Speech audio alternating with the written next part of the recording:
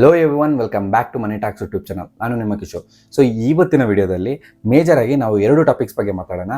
ಮೊದಲನೇದು global market comparison with Indian markets. ಅಂದರೆ ನಮ್ಮ ಒಂದು ಸ್ಟಾಕ್ ಮಾರ್ಕೆಟಲ್ಲಿ ಗ್ಲೋಬಲ್ ಮಾರ್ಕೆಟ್ಸ್ ಯಾವ ರೀತಿ ಪರ್ಫಾರ್ಮ್ ಮಾಡ್ತಿದೆ, ನಮ್ಮ ಇಂಡಿಯನ್ ಮಾರ್ಕೆಟ್ ಯಾವ ರೀತಿ ಪರ್ಫಾರ್ಮ್ ಮಾಡ್ತಿದೆ, ನಮ್ಮ ಇಂಡಿಯನ್ ಮಾರ್ಕೆಟ್ ಅದಕ್ಕಿಂತ ಚೆನ್ನಾಗಿ ಪರ್ಫಾರ್ಮ್ ಮಾಡ್ತಿದೆಯಾ, ಸೊ ಎಲ್ಲಿ ಇನ್ವೆಸ್ಟ್ಮೆಂಟ್ ಮಾಡಬೇಕು, ಏನಾದರೂ ನಮ್ಮ ಪೋರ್ಟ್ಫೋಲಿಯೋನ ಡೈವರ್ಸಿಫಿಕೇಷನ್ ಮಾಡಬೇಕಾದ್ರೆ ನಾವೆಲ್ಲಿ ಇನ್ವೆಸ್ಟ್ಮೆಂಟ್ ಮಾಡಬೇಕು. ಸೊ ಈ ಒಂದು ಸೆಕೆಂಡ್ ಟಾಪಿಕ್ಗೆ ಬಂದುಬಿಟ್ಟು ಡೈವರ್ಸಿಫಿಕೇಷನ್. ಈಗಾಗಲೇ ಹೇಳಿದೆ ಪೋರ್ಟ್ಫೋಲಿಯೋ ಡೈವರ್ಸಿಫಿಕೇಷನ್ ಅಂತ.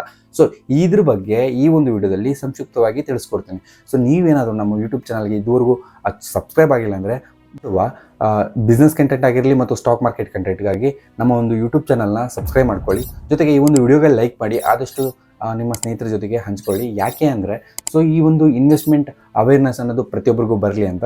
ಸೊ ಈಗ ಬ್ಯಾಕ್ ಟು ಟಾಪಿಕ್ ಬರೋಣ. ಈಗ ಮೊದಲನೇ ಟಾಪಿಕ್ ಏನಪ್ಪ ಹೇಳಿದಂದರೆ, ಈ ಒಂದು ಗ್ಲೋಬಲ್ ಮಾರ್ಕೆಟ್ಸ್ ಜೊತೆ ನಮ್ಮ ಇಂಡಿಯನ್ ಮಾರ್ಕೆಟ್ಸ್ನ ಕಂಪೇರ್ ಮಾಡ್ಕೊಳ್ಳೋದಾದರೆ ಇಂಡಿಯನ್ ಮಾರ್ಕೆಟ್ಸು ತುಂಬಾ ವೆಲ್ ಪರ್ಫಾರ್ಮ್ ಆಗಿದೆ. So when it compare to all the global markets. ಈಗ ಫಾರ್ ಎಕ್ಸಾಂಪಲ್ ನಾಸ್ಟಾಕ್ ತೊಗೊಂಡ್ರು, ಅಥವಾ ಒಂದು S&P 500 ತೊಗೊಂಡ್ರು, ಅಥವಾ ಚೀನಾದ ತೊಗೊಂಡ್ರು, ಅಥವಾ ಜಪಾನ್ ನೈಕಿ ತೊಗೊಂಡ್ರು ಸಹ ನಮಗೆ ತುಂಬಾ ರಿಟರ್ನ್ಸ್ ಅನ್ನೋದು ಸಿಕ್ಕಿದೆ. ROI ನೋಡೋದಾದರೆ, ರಿಟರ್ನ್ ಆನ್ ಇನ್ವೆಸ್ಟ್ಮೆಂಟ್ ನೋಡೋದಾದರೆ ತುಂಬಾ ಜಾಸ್ತಿ ಇದೆ. ಸೊ ನಾವು ಈಗ ಒಂದು ಎಕ್ಸಾಂಪಲ್ ಕೊಡ್ತೇನೆ. ಸೊ ಯಾವ ರೀತಿ ನಮ್ಮ ಒಂದು ಮಾರ್ಕೆಟ್ ಪರ್ಫಾರ್ಮ್ ಆಗಿದೆ ಅಂತ, ಮತ್ತು ಅದಕ್ಕೆ ನಾನು ಒಂದು ಸ್ವಲ್ಪ ಲಾಜಿಕನ್ನು ಎಕ್ಸ್ಪ್ಲೇನ್ ಮಾಡ್ತೇನೆ. ಡೆವಲಪ್ಡ್ ಕಂಟ್ರೀಸ್ಗಳಲ್ಲಿ ಮತ್ತು ಡೆವಲಪಿಂಗ್ ಕಂಟ್ರೀಸ್ಗಿರುವಂತಹ ಸ್ಟಾಕ್ ಮಾರ್ಕೆಟ್ಸ್ಗಿರುವಂತಹ ವ್ಯತ್ಯಾಸ ಏನಪ್ಪ ಅಂದರೆ, ಡೆವಲಪ್ಡ್ ಕಂಟ್ರಿಯಲ್ಲಿ ಒಂದು ಸ್ವಲ್ಪ ಸ್ಟಾಕ್ ಮಾರ್ಕೆಟು ತುಂಬಾ ಸ್ಲೋ ಮೂಮೆಂಟಲ್ಲಿರುತ್ತೆ. ಸೊ ಈ ಡೆವಲಪಿಂಗ್ ಕಂಟ್ರಿಯಲ್ಲಿ ರ್ಯಾಪಿಡಾಗಿ ಸ್ಟಾಕ್ ಮಾರ್ಕೆಟು ಅಪ್ಪರ್ ಸೈಡ್ ಅನ್ನೋದು ಹೊಡೆಯುತ್ತೆ. ಸೊ ಇದಕ್ಕೆ ರೀಸನ್ಸ್ ಇಷ್ಟೇ. ಡೆವಲಪಿಂಗ್ ಆಗ್ತಿರುವಂತಹ ಕಂಟ್ರಿಗಳಲ್ಲಿ ತುಂಬಾ ಇನ್ವೆಸ್ಟ್ಮೆಂಟ್ಸ್ ಬರ್ತಿರುತ್ತೆ, ತುಂಬಾ ಎಂಪ್ಲಾಯ್ಮೆಂಟ್ ಜನ್ರೇಷನ್ ಆಗ್ತಿರುತ್ತೆ, ತುಂಬಾ ಒಳ್ಳೆ ಇನ್ಫ್ರಾಸ್ಟ್ರಕ್ಚರ್ ಬಿಲ್ಡ್ ಆಗ್ತಿರುತ್ತೆ. ಸೊ ಈ ಕಾರಣದಿಂದ ಮನಿ ಸ್ಪೆಂಡ್ ಆಗ್ತಿರುತ್ತೆ, ಮನಿ ಸರ್ಕ್ಯುಲೇಷನ್ ಆಗ್ತಿರುತ್ತೆ. ಆ ಒಂದು ಸಮಯದಲ್ಲಿ ಕಂಪನೀಸು ಬೆನಿಫಿಟ್ ಅನ್ನು ಹೊಂದುತ್ತವೆ. ಆ ಕಂಪನಿಗಳಲ್ಲಿ ಆಟೋಮೆಟಿಕ್ಕಾಗಿ ಯಾರು ಇನ್ವೆಸ್ಟ್ಮೆಂಟ್ ಇರ್ತಾರೋ ಅವ್ರಿಗೆ ದುಡ್ಡು ಬರ್ತಿರುತ್ತೆ. ಸೊ ಈ ರೀತಿ ಡೆವಲಪಿಂಗ್ ಕಂಟ್ರೀಸಲ್ಲಿ ನಮಗೆ ತುಂಬಾ ರ್ಯಾಪಿಡ್ ಗ್ರೋತ್ ಅನ್ನೋದು ಸ್ಟಾಕ್ ಮಾರ್ಕೆಟಲ್ಲಿ ಸಿಗುತ್ತೆ. ಎಲ್ಲ ಡೆವಲಪ್ಮೆಂಟ್ ಕಂಟ್ರೀಸಲ್ಲೂ ಇರೋದಿಲ್ಲ. ಕೆಲವೊಂದು ಸ್ಟೇಬಲ್ ಗೌರ್ಮೆಂಟ್ ಇರುವಂತಹ ಕೆಲವೊಂದು ಕಂಟ್ರೀಸಲ್ಲಿ, ಈಗ ಫಾರ್ ಎಕ್ಸಾಂಪಲ್ ನಮ್ಮ ಇಂಡಿಯಾ ತಗೊಳ್ರೆ, ನಮ್ಮ ಲಾಸ್ಟ್ ಡೆಕೇಡಿಂದ ಒಂದು ಸ್ಟೇಬಲ್ ಗೌರ್ಮೆಂಟ್ ಅನ್ನೋದಿತ್ತು. ಸೊ ಆ ಕಾರಣದಿಂದ ನಮ್ಮ ಒಂದು ಸ್ಟಾಕ್ ಮಾರ್ಕೆಟ್ ಸಹ ತುಂಬಾ ಚೆನ್ನಾಗೇ ಪರ್ಫಾರ್ಮ್ ಮಾಡಿದೆ. ಕಂಪೇರ್ ಮಾಡಿಕೊಂಡ್ರೆ ಬೇರೆ ಗ್ಲೋಬಲ್ ಇರುವಂತಹ ಒಂದು ಸ್ಟಾಕ್ ಮಾರ್ಕೆಟ್ಸ್ಗೆ. ಸೊ ಈಗ ನಾವು ಡೆವಲಪ್ಡ್ ಮತ್ತು ಡೆವಲಪಿಂಗ್ ಕಂಟ್ರೀಸಲ್ಲಿ, ಈಗ ಡೆವಲಪ್ಡ್ ಕಂಟ್ರಿಗೆ ಒಂದು ಎಕ್ಸಾಂಪಲ್ ತೊಗೊಳ್ಳೋದಾದರೆ ಜಪಾನ್. ಈಗ ಜಪಾನ್ ನೈಕಿ ಅನ್ನೋದು ಸುಮಾರು 1990ರಿಂದ 40 ಏನು ನೈಕಿ ಪಾಯಿಂಟ್ಸ್ ಏನಿತ್ತು, ಆ ಒಂದು ಇಂಡೆಕ್ಸ್ ಅನ್ನೋದು 40,000ದಲ್ಲಿ ನಿಂತಿದೆ. ಸೊ ಈಗ 2024 ಏನು ಸಮ್ವೇರ್ ಅರೌಂಡ್ 34 ಇಯರ್ಸ್ ಆಯಿತು. ಸೊ ಈಗ ಈ ಒಂದು ನೈಕಿ ಏನು ಆ ಸ್ಟೇಜಲ್ಲಿ 1990ಯಲ್ಲಿದ್ದಂತಹ ಒಂದು 40,000 ಮಾರ್ಕ್ ಅನ್ನೋದು ಕ್ರಾಸ್ ಮಾಡಿದೆ. ನಿಮಗೆ ಇಲ್ಲೊಂದು ಸ್ಕ್ರೀನ್ಶಾಟ್ ಅಥವಾ ಏನಾದರೂ ಒಂದು ಹಾಕಿ ತೋರಿಸ್ಕೊಡ್ತೀನಿ. ಸೊ ಯಾವ ರೀತಿ ಆ ಒಂದು ಮಾರ್ಕೆಟ್ ಚಾರ್ಟ್ ನೋಡಿದ್ರೆ ನಿಮ್ಗೆ ಅರ್ಥ ಆಗುತ್ತೆ ಎಷ್ಟು ಡೆಕೇಡ್, 3 ಡೆಕೇಡ್ಸ್, ಆಲ್ಮೋಸ್ಟ್ 3.5 ಡೆಕೇಡ್ ಅನ್ಕೋಬೋದು. ಸೊ ಅಷ್ಟೊಂದು ಟೈಮ್ ಇಡಿಸಿದೆ ಒಂದು 40,000 ಇರುವಂತಹ ಒಂದು 1990ಯಲ್ಲಿದ್ದಂತಹ ಒಂದು ಮಾರ್ಕೆ ರೀಚ್ ಆಗಲಿಕ್ಕೆ ಈ ಒಂದು ನೈಕಿ. ಸೊ ಆ ರೀತಿ ಇರುತ್ತೆ ಡೆವಲಪ್ಡ್ ಕಂಟ್ರೀಸಲ್ಲಿ ಒಂದು ಗ್ರೋತ್ ರೇಟ್ ಅನ್ನೋದು. ನಮಗೆ ಇನ್ನೂ ಮೇಜರಾಗಿ ನಾವು ಅಬ್ಸರ್ವ್ ಮಾಡೋದಾದರೆ ಗ್ಲೋಬಲ್ ಮಾರ್ಕೆಟ್ಸಲ್ಲಿ ಮತ್ತು ನಮ್ಮ ಇಂಡಿಯನ್ ಮಾರ್ಕೆಟ್ಸ್ಗೂ ತುಂಬ ಏನು ಡಿಫ್ರೆನ್ಸ್ ಇದೆ ಅಂದರೆ, ಆ್ಯಸ್ ಯೂಶುವಲ್ ನಾನು ತುಂಬ ವಿಡಿಯೋಗಳಲ್ಲಿ ಮಾತಾಡಿದ್ದೀನಿ ಇದರ ಬಗ್ಗೆ. ನಮ್ಮ ಹತ್ರ ಇರುವಂತಹ ವ್ಯಾಲ್ಯುಬಲ್ ರಿಸೋರ್ಸಸ್, ನಮ್ಮ ಹ್ಯೂಮನ್ ಪವರ್ ಆಗಿರ್ಬೋದು, ಅಥವಾ ನಮ್ಮ ಈಗ ಹ್ಯೂಮನ್ ಪವರ್ ಅಥವಾ ಎಸ್ಪೆಷಲಿ ಯೂತ್ ಏನಿದೆ, ಸೊ ಸ್ಕಿಲ್ಡ್ ಲೇಬರ್ ಏನಿದ್ದಾರೆ, ಸೊ ನಮ್ಮ ಒಂದು ಸ್ಕಿಲ್ಡ್ ಲೇಬರ್ ಆಗಿರಲಿ, ಅದ್ರ ಜೊತೆಗೆ ನಮ್ಮ ಒಂದು ಯೂತ್ ಪವರು ಕಂಪ್ಲೀಟ್ಲಿ ನಮಗೆ ತುಂಬಾ ಅಡ್ವಾಂಟೇಜು. ಸೊ ಅದ್ರ ಜೊತೆಗೆ ಕೆಲವೊಂದು ಗೌರ್ಮೆಂಟ್ ಇನಿಷಿಯೇಟಿವ್ಸ್ ಆಗಿರಲಿ, ತುಂಬಾ ಬಿಸ್ನೆಸ್ ಓರಿಯೆಂಟೆಡ್ ರಿಲೇಟೆಡ್ ಆಗಿ ಅವರು ಡಿಸಿಷನ್ ಪಾಲಿಸಿ ಮೇಕಿಂಗ್ ಆಗಿರಲಿ, ಇದ್ರ ರಿಲೇಟೆಡು ತುಂಬಾ ಸ್ಟಾಕ್ ಮಾರ್ಕೆಟ್ಗೆ ಇಂಪ್ಯಾಕ್ಟ್ ಅನ್ನೋದು ಆಗಿ ಪಾಸಿಟಿವ್ ಆಗಿ ರ್ಯಾಪಿಡ್ ಆಗಿ ಗ್ರೋ ಆಗ್ತಿದೆ. ಸೊ ಒಂದು ವಿಡಿಯೋದಲ್ಲಿ ನಾನು ಎಲೆಕ್ಷನ್ ಆದ ನಂತರ ಒಂದು ಪ್ರಿಡಿಕ್ಷನನ್ನು ಕೊಟ್ಟಿದ್ದೆ. ಈಗ ಸೋ ಗೌರ್ಮೆಂಟ್ ಬಂದರೆ ಯಾವ ಥರ ಆಗುತ್ತೆ, ಸೋ ಗೌರ್ಮೆಂಟ್ ಬಂದರೆ ಯಾವ ಥರ ಆಗುತ್ತೆ, ಈಗ ಮೆಜಾರಿಟಿ ಆ ರೀತಿ ಒಂದು ವಿಡಿಯೋ ಮಾಡಿದ್ದೆ. ಸೊ ಅದರಲ್ಲಿ ನಾನು ಏನು ಹೇಳಿದ್ದೀನಿ ಅದನ್ನು ನೀವು ಕಂಪ್ಲೀಟ್ಲಿ ಅಬ್ಸರ್ವ್ ಮಾಡಿ. ಆ ಒಂದು ವಿಡಿಯೋಲ್ಲಿ ನಾನು ಲಿಂಕನ್ನು ಡಿಸ್ಕ್ರಿಪ್ಷನ್ ಕೊಡ್ತೀನಿ. Same as it is market ಅದೇ ರೀತಿ ರಿಯಾಕ್ಟ್ ಆಗ್ತಿದೆ. ಸೊ ನೀವು ನೋಡ್ಬೋದು, ಈಗ 24,000 ಸಮ್ವೇರ್ ಅರೌಂಡ್ ಬಂದಿದೆ ಮಾರ್ಕೆಟು. ಇನ್ನೇನು 700 to 800 ಪಾಯಿಂಟ್ಸ್ ಮೂವ್ ಆದರೆ ಆಟೋಮೆಟಿಕ್ಕಾಗಿ ಟಾರ್ಗೆಟ್ ಅನ್ನೋದು ರೀಚ್ ಆಗುತ್ತೆ within the down the line, within 3 ಮಂತ್ಸಲ್ಲಿ ಅನ್ಕೊತೀನಿ.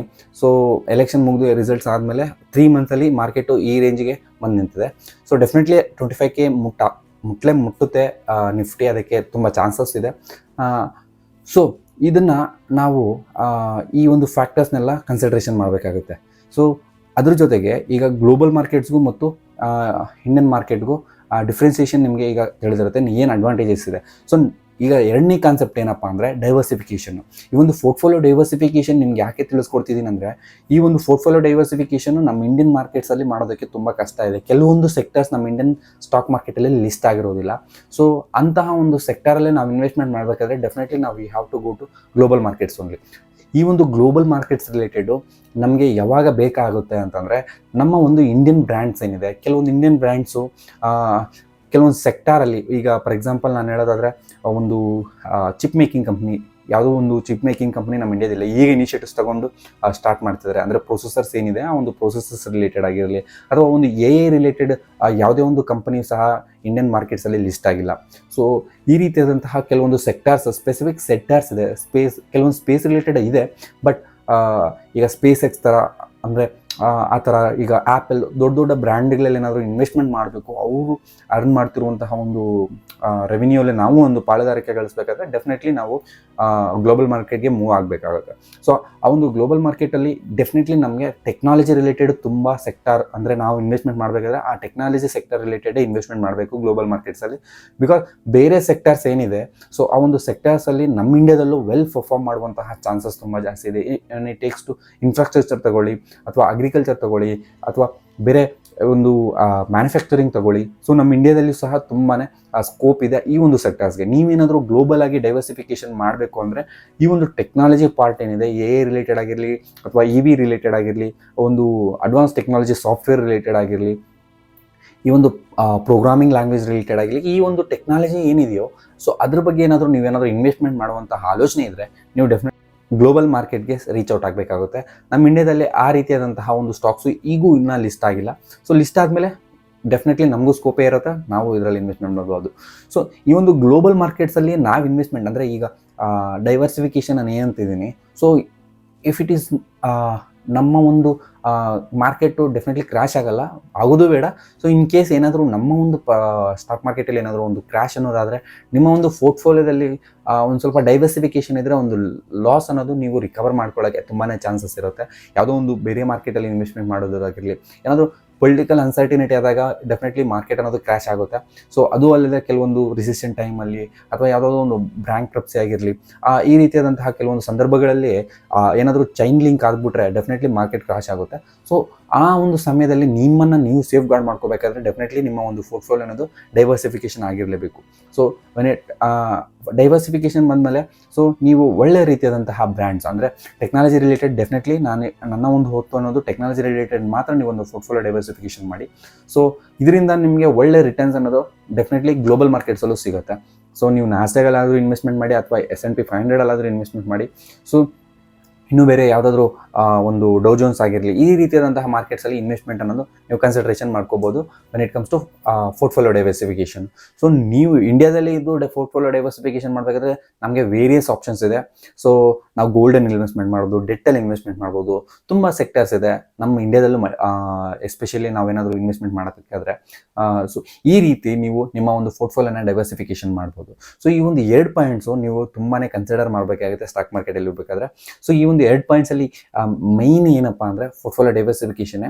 ಜೊತೆಗೆ ಪೋರ್ಟ್ಫೋಲಿಯೋ ಡೈವರ್ಸಿಫಿಕೇಷನ್ ನೀವೇನು ಮಾಡ್ತಿದ್ದೀರಾ, ಸೊ ಅದರಿಂದ ನಿಮ್ಮ ಒಂದು ಫ್ಯೂಚರ್ ಅನ್ನೋದು ತುಂಬಾ ಸೇಫ್ ಆಗಿ ಸೆಕ್ಯೂರ್ ಆಗಿರುತ್ತೆ. ಸೊ ನನ್ನ ಒಂದು ಅನುಭವ. ಯಾಕೆಂದರೆ ಎಲ್ಲ